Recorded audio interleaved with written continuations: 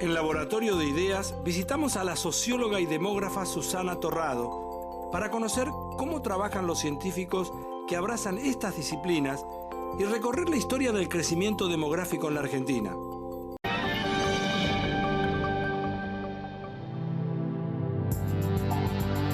Para el año 2025, la Argentina contará con 47.160.000 personas, de las cuales el 12.3% serán mayores de 65 años. El mayor problema estaría representado por las consecuencias de este envejecimiento en el sistema de previsión social. Estos datos pertenecen a un trabajo realizado por la socióloga y demógrafa Susana Torrado, una figura reconocida en círculos académicos de todo el mundo.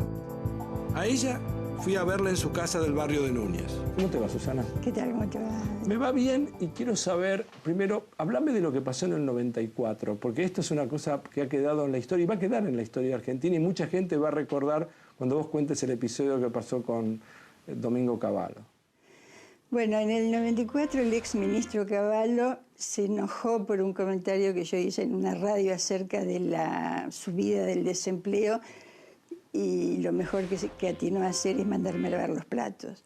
O sea, era vos cuando él dijo vaya a lavar los platos. Que vaya a lavar los platos, porque además le parece que no había oído hablar nunca de mí, lo que no habla de que yo no era bastante conocida, pero más bien de su desconocimiento respecto a lo que es el mundo de las ciencias sociales.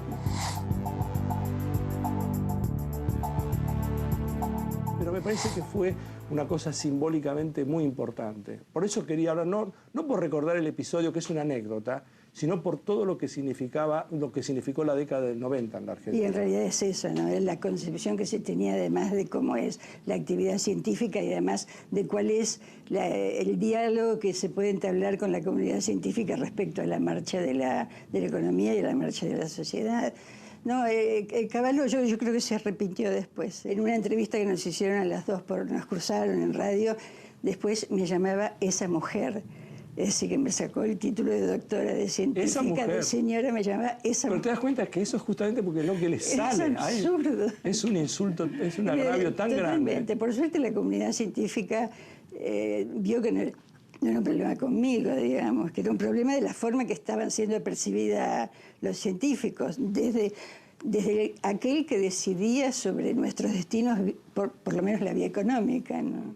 A mí me gustaría poder contarle a la gente, a través de una científica que está en la punta, en la frontera del conocimiento, investigando y pensando cosas, ¿qué hace un sociólogo? ¿Sobre qué investiga un sociólogo, Susana? Mira, en términos muy generales, ¿no? Yo diría que la sociología se ocupa de descifrar cuáles son los mecanismos de funcionamiento del conjunto de la sociedad. Y cuando digo del conjunto de la sociedad y los mecanismos, me refiero más específicamente a detectar cuáles son las formas del lazo social, lo que llamamos lazo social. Es decir, cuáles son los vínculos, cuál es el tipo de contrato que se establece entre los ciudadanos de un país a los efectos de vivir en sociedad, porque vivir en sociedad supone una serie de reglas y de delegaciones de derechos simplemente para que a uno le reconozcan los propios. Estos estudios de las sociedades globales nunca pueden ser en abstracto, siempre se refieren a lo que llamamos sociedades concretas, es decir, sociedades definidas por tiempo y espacio. Y me gustaría poder entender, por ejemplo, ustedes quieren empezar una investigación y vos ¿cómo lo harías? ¿Tenés una hipótesis en la cabeza, conjeturás que algo pasa y lo vas a comprobar en el campo? ¿Cómo funciona? Funciona más o menos así como lo dijiste, pero primero tengo que decir que la sociología tiene muchos compartimentos, digamos, ¿no? A veces digo compartimentos estancos, porque parece que no se relacionan, pero está muy segmentada desde el punto de vista de las especializaciones. Entonces, si uno hace sociología de las clases marginales, sociología de la marginación, con los efectos del desempleo y el subempleo, etc. Hay una forma de encarar la investigación que es bastante específica al tema que se está estudiando. Ahora, ¿qué quiere decir discúlpame que te interrumpa, hacer sociología de clases marginales? ¿Qué quiere decir hacer sociología? ¿Estudiarlas, investigarlas, describirlas? Sociología de la marginalidad, lo vas a encontrar en un texto. Okay. Y quiere decir describirla primero definir qué es la marginalidad, cosa... No trivial. No, lo más importante de todo, porque a partir del campo teórico, del marco teórico, o sea, de las definiciones del objeto de estudio, se van a ir definiendo las formas de abordaje del objeto. Una vez que definió el investigador qué es la marginalidad, entonces se planteará cuál es su estrategia, qué aspecto quiere estudiar. Si quiere estudiar los mecanismos, los mecanismos macrosociales que producen y reproducen marginalidad, o bien si quiere estudiar la vida cotidiana de los marginales. El abordaje es muy distinto dependiendo de la elección que haga el investigador. Después se pueden hacer hipótesis digamos, en una forma más tradicional, más parecida a las ciencias duras, digamos, ¿no? Que uno hace una hipótesis, bueno, hago esto, la confirmo, la refuto. O bien tener un marco teórico donde las hipótesis, digamos, es un corpus de conceptos donde las hipótesis están implícitas. Y con ese marco teórico se buscan, entonces se define cuáles son las fuentes de información que pueden ir desde el sistema estadístico nacional hasta la observación participante, es decir, meterse en un barrio de marginales y pasar ahí 2 meses viendo cómo viven.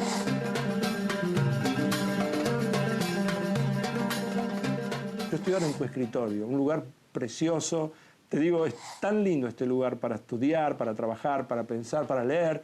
Ahora, te quiero imaginar a vos. Te imagino viniendo acá y sentándote un rato y decir, quiero pensar algo porque se me ocurre que esto podría llegar a pasar. Hay algo que dispara en tu imaginación, en tu cabeza. ¿Hacen investigaciones de ese tipo? Gente reflexionando y pensando teóricamente y después eventualmente viendo a ver si lo que conjeturaron se confronta con la práctica. ¿Hay ese tipo de pensamiento? Absolutamente sí, digamos.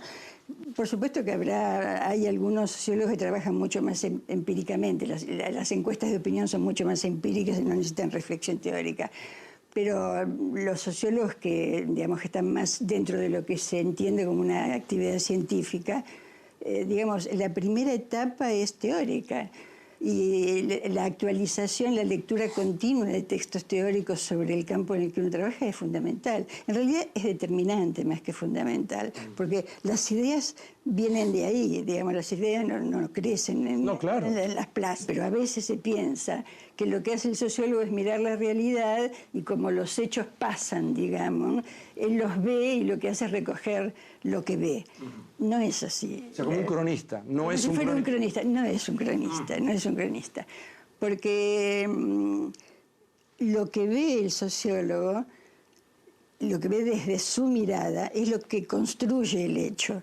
Es decir, uno no puede ver si no tiene un concepto en la cabeza. Yo no puedo ver a los marginales si antes no definí qué es un marginal.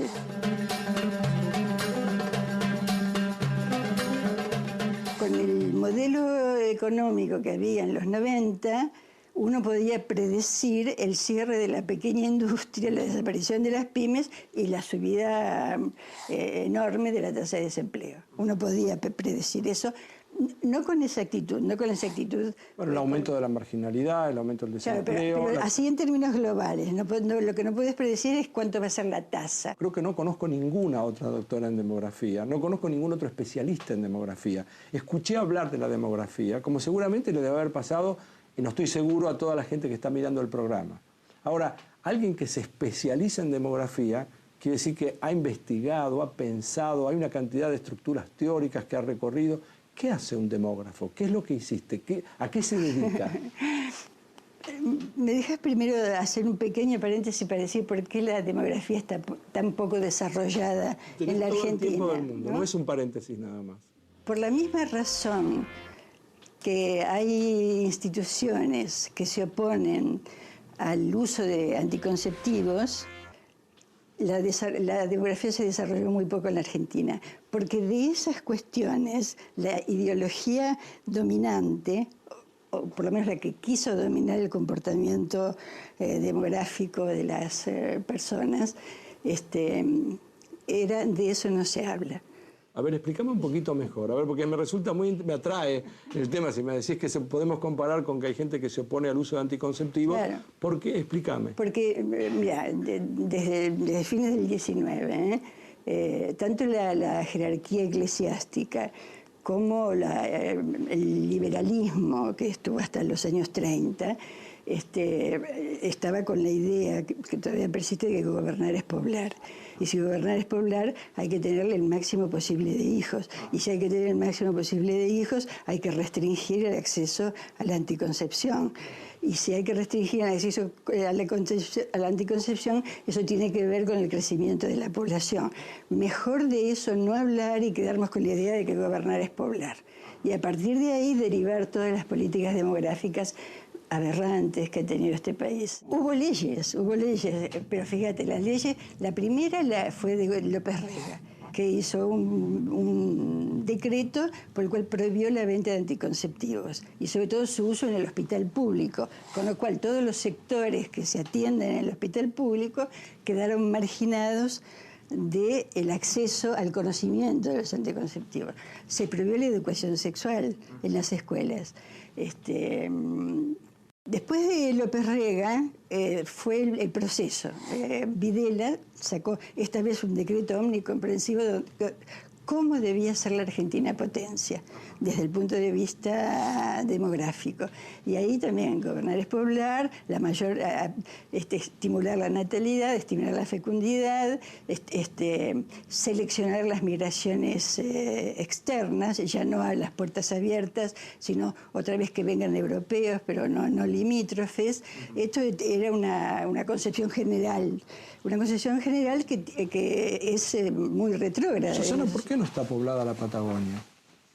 No es que no esté poblada. Yo creo que es por miopía de los gobernantes, porque en realidad ahora ves que por lo menos están pensando en turismo, pero los grupos que han ocupado, que han tenido el uso del poder en el Estado, que en general correspondían a los grupos de mayores ingresos, primero de la agroexportadores, después industriales, con lo que pasaba en la pampa húmeda era suficiente, digamos. La pampa húmeda fue tan fértil, sobre todo en fines del 19, comienzos del 20, que las ganancias que podían obtenerse simplemente tirando semillas y poniendo a pastar las vacas eran más que suficientes que las que se obtenían en cualquier otro lugar del mundo. Yo creo que ha habido una miopía respecto a lo que a mirar el país en su conjunto y pensar el país